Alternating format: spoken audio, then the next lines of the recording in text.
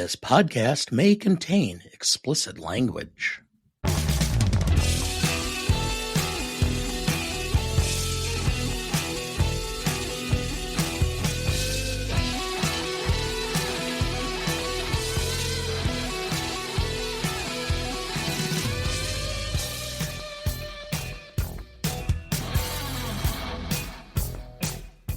Welcome to the Greatest Movie of All Time podcast, the podcast that uses a unique grading system to determine the greatest movie of all time. I'm Duncan. I'm solo today because I lost the Oscars bet in 2024. I get to do this show alone and talk about one of the most schlocky, piss-poor films I have ever seen. Movie today is Simon Says, directed by Kevin Alan Elders, screenplay by Andrew Lowry and Andrew Miller, story by Moshe Demet and Rudy Cohen, produced by Moshe Demet and Ringo Lam, starring Dennis Rodman, Dane Cook, Ricky Harris, John Panette, and Philippe Nicolak. Cinematography by Avril Karpik, edited by Alan Jubakowski, and music by Brian Taylor. Well, this is a treat. So, I just want to tell you that I am going to try my absolute hardest to win this year's Oscar bet, so I don't have to do this again. This is both my first time solo and my first time with the soundboard and all the rest of this good stuff. So, I'm going to just go and work through this film and be done. If you're watching or listening to this, buckle up and let's get going on such a fine thing as this. I have a couple of opening questions. Number one, why was this made? I have no fucking idea. It is the stupidest concept. Let's put it this way.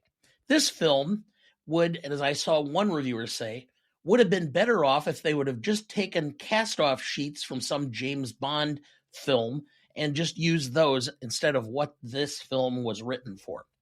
Second question, what is this movie about? I have no idea.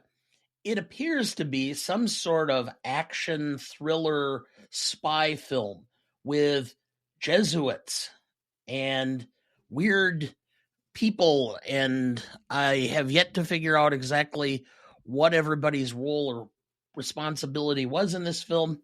It's bizarre. My third opening question is, does the public know what they're doing regarding movies to see? Because this film drew absolutely no money. You would have been better off putting the money that you invested in this film on red at the local casino than trying to have made back your money with this film.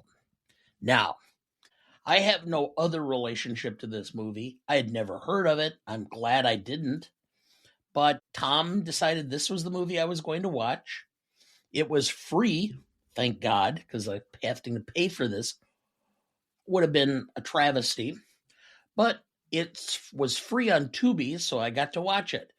Let's just say that I had to watch this hour and 25-minute film in 3 parts because I was getting nauseous about every 25 minutes to 30 minutes. So I had to stop and, go back to it another day until I could finally get through this piece of shit. All right. Do I have a plot summary? Yes. What I did was I put this into Chat GPT and said, do this in the style of John Panette, one of the stars of the film. All right, here we go. Simon Says, 1999. This is a movie starring Dennis Rodman. Yes, that Dennis Rodman, who plays a secret agent named Simon. Because obviously when you think international super spy, you think of a guy with neon hair and more piercings than a voodoo doll. Simon gets roped into helping a bumbling private detective played by Dane Cook because the 1990s were a lawless time. Rescue a kidnapped woman. Along the way, there's high-tech gadgetry that makes no sense, explosions that feel like they were directed by a teenager with a fireworks obsession, and kung fu fights that make you appreciate how much actual action stars train. It's got bad guys who are evil because the script says so. Okay. Dialogue so wooden you couldn't build a deck with it. And special effects like they were borrowed from a PlayStation 1 game.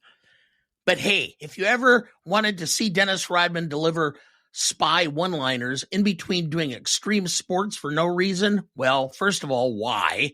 But second of all, this is your movie. In the end, you're not sure if you watched a spy thriller or a buddy comedy or an extended commercial for Oakley sunglasses. But one thing for sure, you'll be questioning your life choices just like the actors probably did after filming Bless Their Hearts. Did you know? John Panette discussed the making of this movie in a comedy special, complaining about being in France and having nothing more than croissants for breakfast. When he found out that they were only 7 or 8 miles from the Italian border, he took most of the crew to Italy for what he called real food. The film grossed $292,152. Somebody got ripped off even to pay that.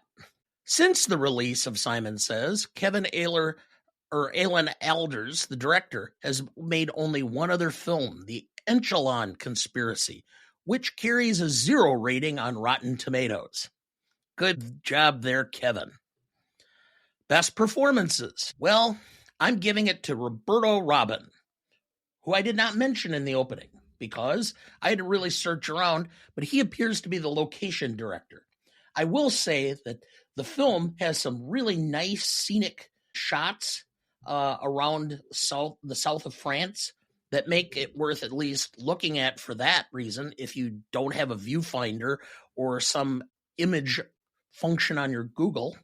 Second, the best secondary performance, I have John Panette, simply because I liked John Panette when he was doing his comedy, and he is funny in this. He does a bit because he's dressed up as a monk with shaved head and all the stuff. It's kind of bizarre. I've never understood what he was supposed to be doing in there, but he kept saying that his code name was Fwee Willy, which was a comedy bit he did in his comedy performances. Okay, now, best scenes. Well, this is difficult to say. I do like the fight in the alley where the scene cuts are so poor you have to laugh. That was entertaining. At one point in time, they have a basket just sliding along on the floor to show that somehow or another it got kicked while they were doing kung fu. That was original. I'd never seen anything with that kind of precision. I mean, I almost wonder if they did it by CGI. Favorite scene: the abduction of the boss's daughter and her rescue. Dane Cook is in this scene a completely bumbling idiot, which was not acting for Dane Cook. I have always hated Dane Cook. I thought Dane Cook's performances and his comedy were terrible. I have no idea how he ever became popular. Anybody who saw this film would agree with me and probably shun Dane Cook for the rest of their entire life or existence. The most endearing thing about this is I have not heard too much about Dane Cook over the last decade. I hope he is hiding in cognito someplace so that people do not have to listen to his dribble or see this film. Most indelible moment. Well, that was every time Dennis Rodman appeared on screen trying to blend into the crowd in France, riding a yellow motorcycle with neon hair and putting on Ray-Ban or Oakley sunglasses at every turn. Well, that brings us then to the best line. Well, the lines were so poor. The conversations were so stilted. The only thing I can say is one, the best line, in my opinion, was the credit that said "the end." John Panette talking about Free Willy was fun. Anytime Dennis Rodman tried to articulate anything, I had to put up the actual lines, the closed caption, because he was mumbling so bad that I had a difficult time understanding what the hell he was saying. So other than that, it was great lines. The dialogue was, I'd heard better dialogue coming from two drunk guys beating the crap out of each other outside of a bar at 3 a.m. I mean, I think for the most part, most of the actors could have just had marbles in their mouth, and it would have probably been more clear what the lines were. Now, this brings us to the ever great Stanley rubric. Legacy. Well, it's hard to have legacy when your star did no more films after this.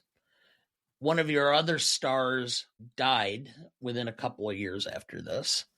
Your director has made only one other film or directed one other film, and that was so poorly received it got a 0 on Rotten Tomatoes. The fact that it only made $295,000 leads me to indicate for the industry it deserves a 0. For legacy for the public, the fact that $295,000 was spent on this film, and the fact that nothing about this film is memorable or that anybody knows anything about it, again, I give it a 0. That averages out to a total of 0 for legacy. Impact and significance. For the industry, this didn't even constitute a fart in the wind. I can't imagine anybody in the industry had any kind of idea that this film was made, that it was released, or that it was even going to be available. How this ended up on Tubi, I have no idea. My guess is they gave it to Tubi to put on, because if Tubi had to pay for this, I would be shocked, because why Tubi would want to pay for this or allow people to see it or have to pay? I would have no idea. This is the kind of film that you would put on is if you've been drinking and it's like 2 a.m. and you're with your friends and you put it on because it is so bad that with enough alcohol, it becomes absolutely hilarious. It's better than probably most comedies I've seen over the last 5 to 10 years. So if you just go in with that kind of attitude, the impact and the significance of this film, I'm going to say is 0 for the industry. For the public, the fact that it only made $295,000 or $92,000, I'm giving it a -2. Now, I'm going to go back up for the legacy for the public, which is I had given it a 0, but I'm going to change that to a 1 now.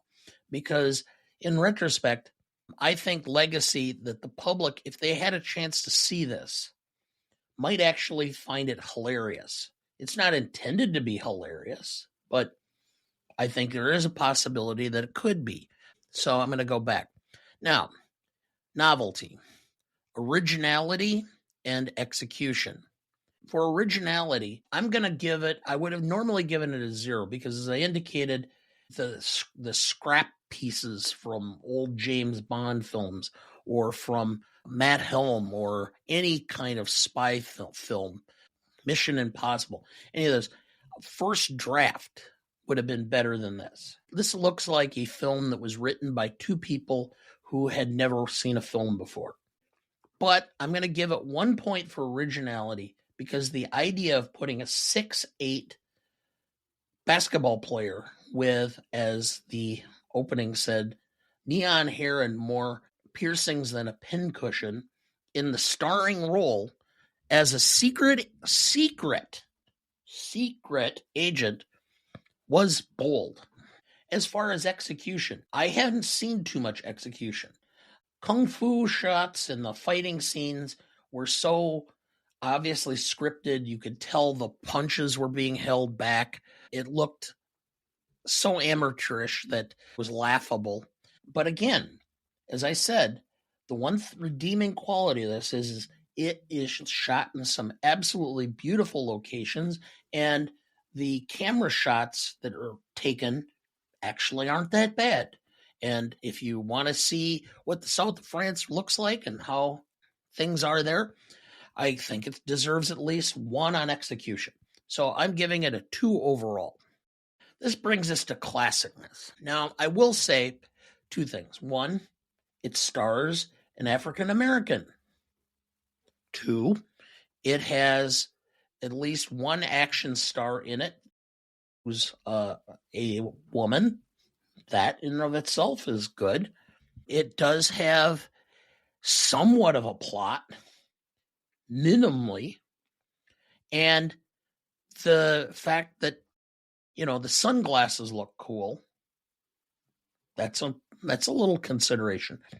There's nothing really distracting from the film because there's nothing really horrible about it or how it works, other than there's a few scenes where there's some question about whether things would work the way they did and whether there was some problems with abducting women and such. But overall, I'm going to give it a 4 for classicness. As far as rewatchability, again, if I'm sitting around and I want a good laugh, I might put this on.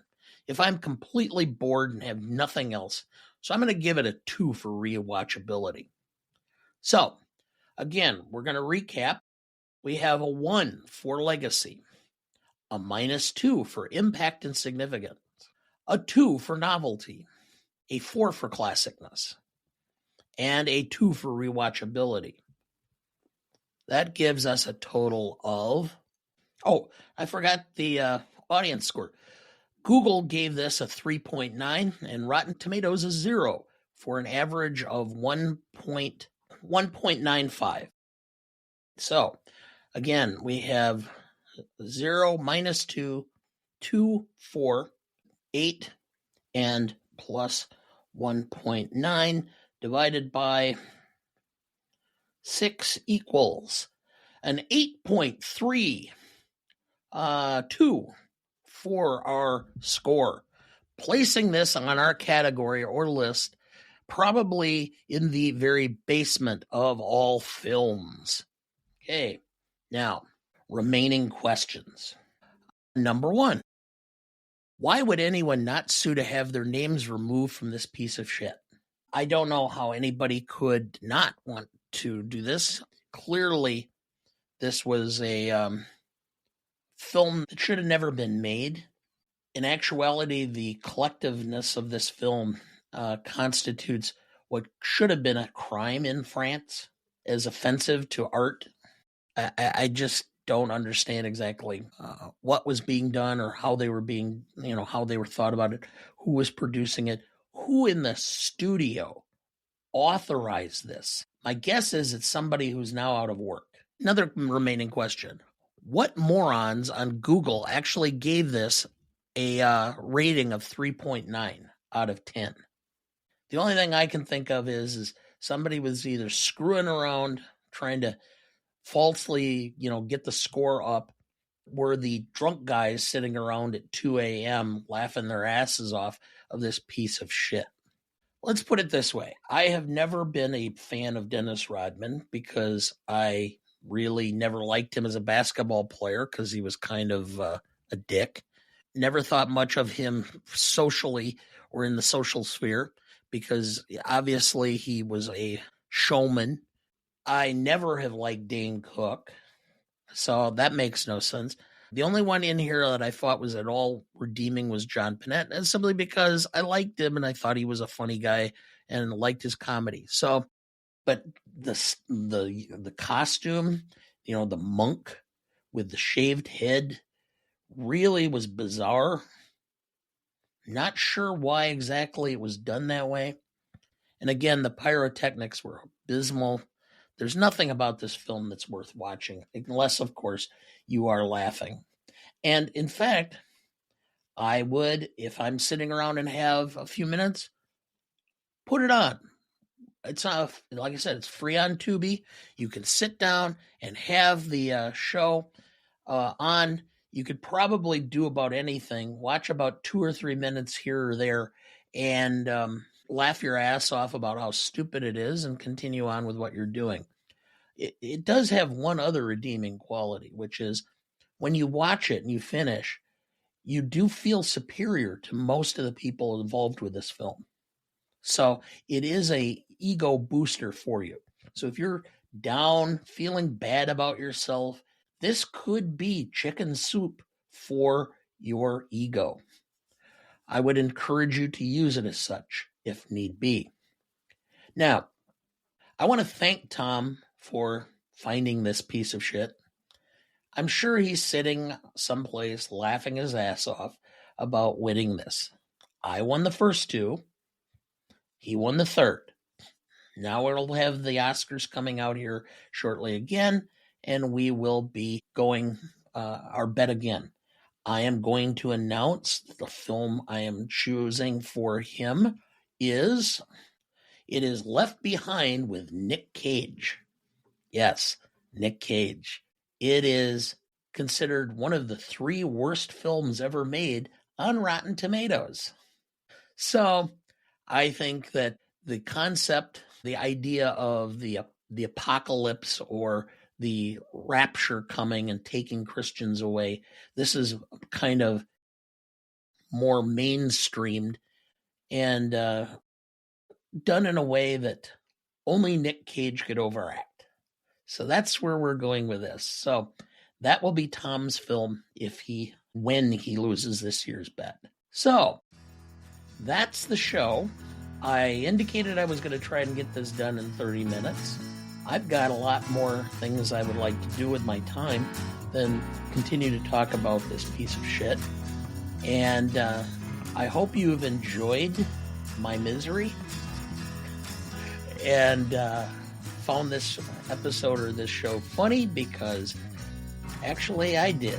So on that note, I guess we'll be talking to you down the road, and hopefully I will not be doing the one for next year. So this is an episode of the Greatest Movie of All Time podcast. This episode is written and produced by Dana Duncan. We want to thank our music provider, Purple Planet Music, and our host, Riverside FM. Have a good day. Oh boy, is this a piece of crap. See you down the road.